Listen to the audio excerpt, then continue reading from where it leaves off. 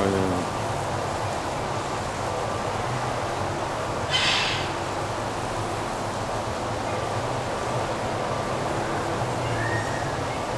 Hier ist das Dachtisch.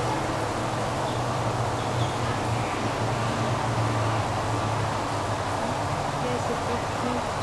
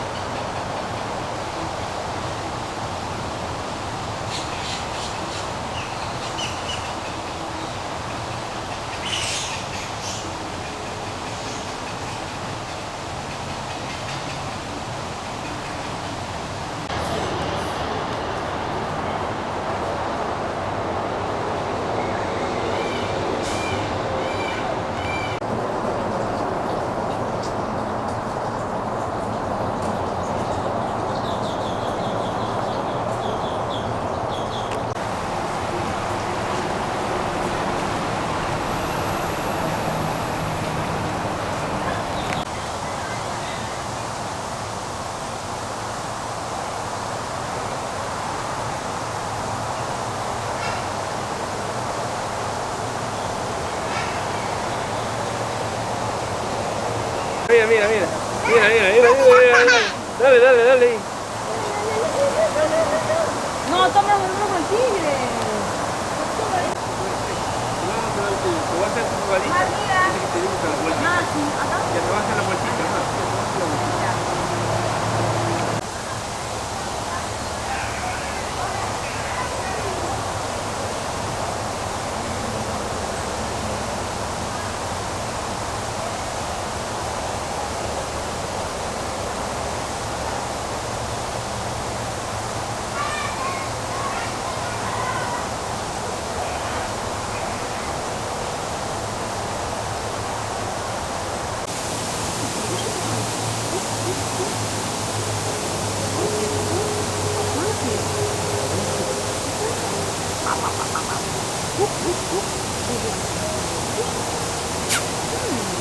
Где обезьянка? Покажи пальчиком. Где обезьянка?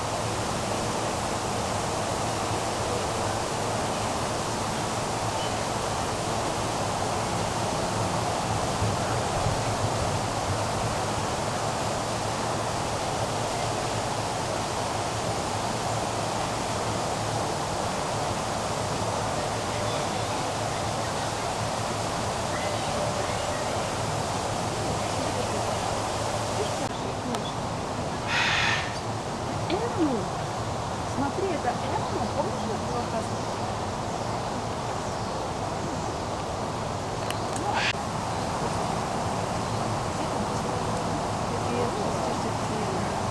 Она повторила Эмма только что. Что я говорила? Эмма. Эмма.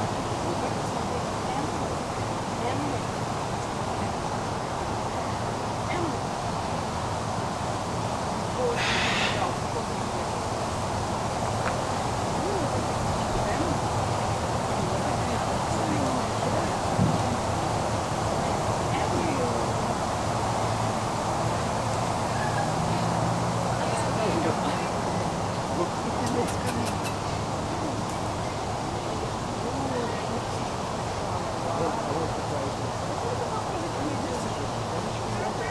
Эмма, а это козочка. Подожди. Эмма. Ты какая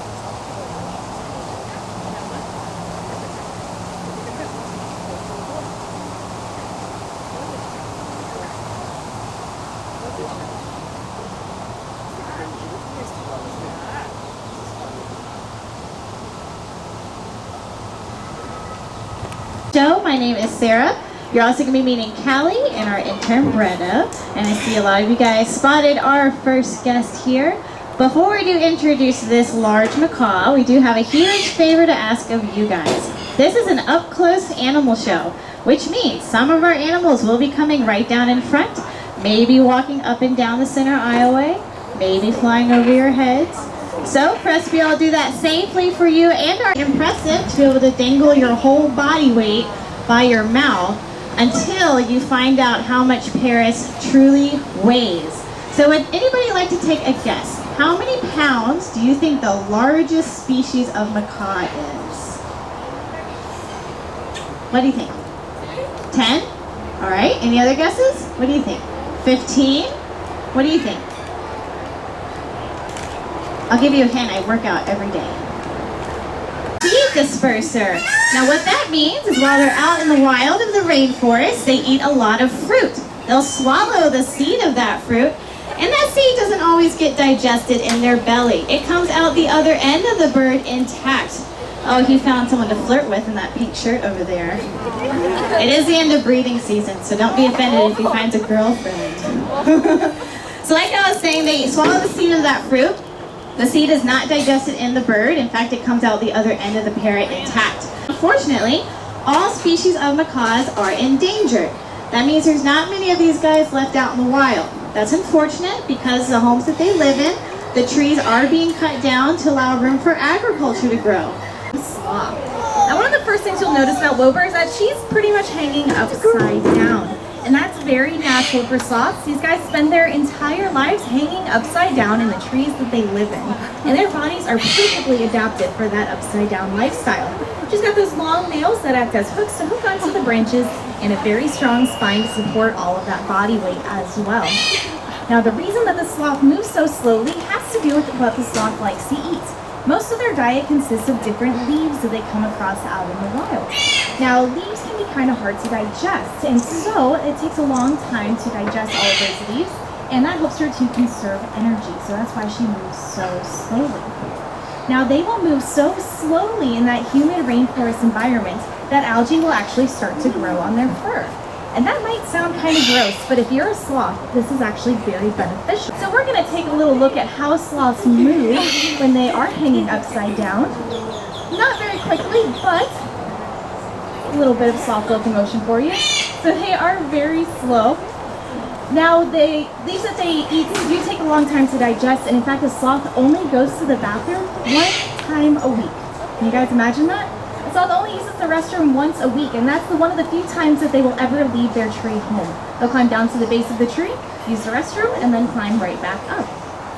Now, a lot of people look at a sloth like Wilbur and think that she looks pretty darn cute, and of course I would have to agree, but a lot of people think that because she's cute, that must mean that she makes a good pet, right? No, definitely not. Sloths don't make good pets. Not only are they very hard to take care of, but they also stress out very easily. Now, a lot of the sloths that people do end up finding as pets are sloths that were illegally taken right out of that rainforest environment. And since sloths stress out very easily, statistically for every 10 sloths that are taken out of the wild for that pet trade, only one will make it to its final destination.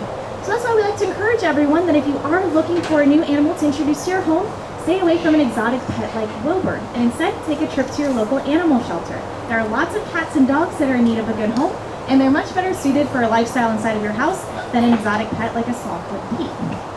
Buckley is our Australian dingo. He's 4 years old.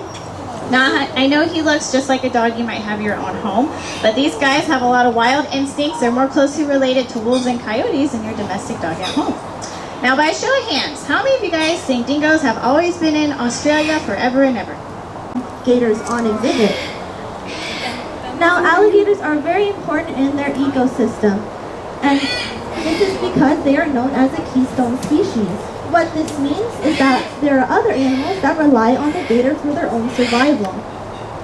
So here in Florida, during the dry season, there won't be a lot of water available to a lot of animals. So what the gator does is that they will shimmy in the ground. Alright, but that's okay. There's about 1 million gators here in Florida.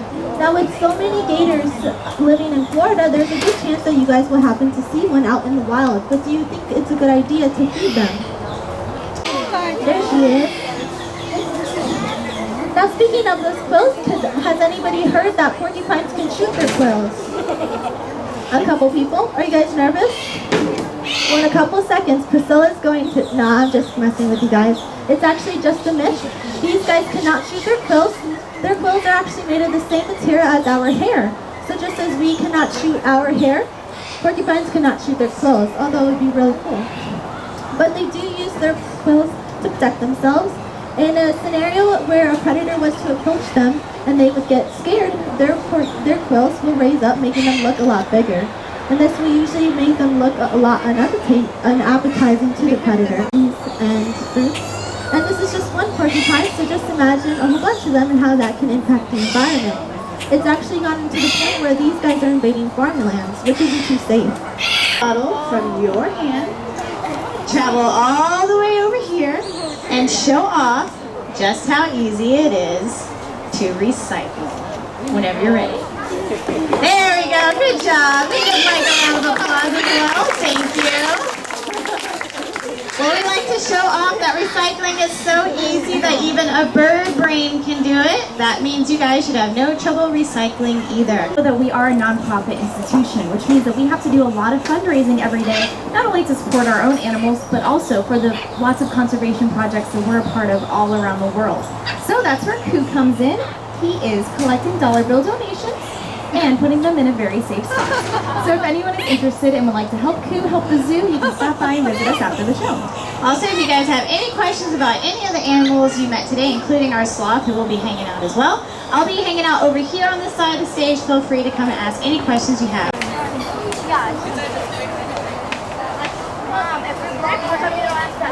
And to give you money. Take me. Thank you. Here, Mandy. They're on the right now.